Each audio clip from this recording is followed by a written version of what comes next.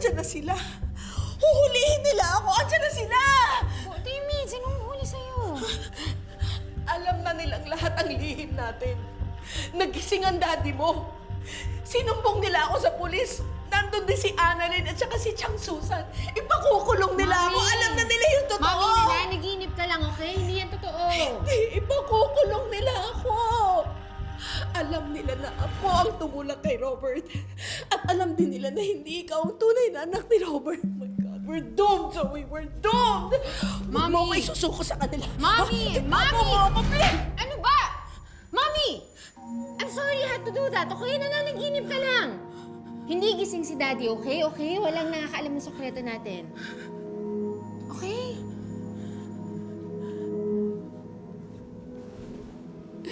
Zoe, ayokong makulong.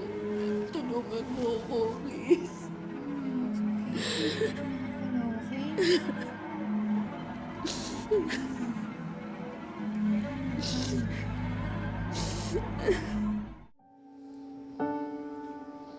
Hulihin mo yan! Siya yung dahil! Ano to?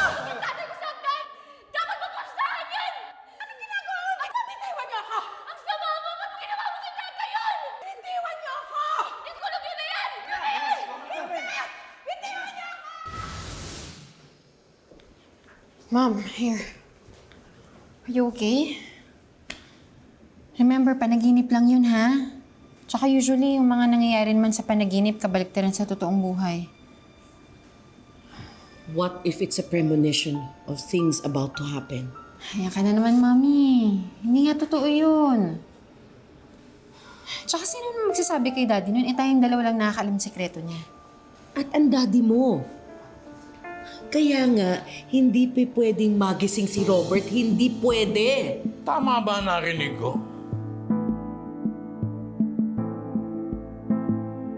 Moira,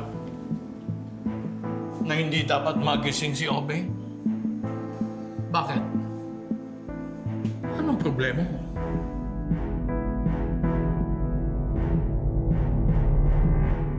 Bakit mo ayaw magising ang anak ko?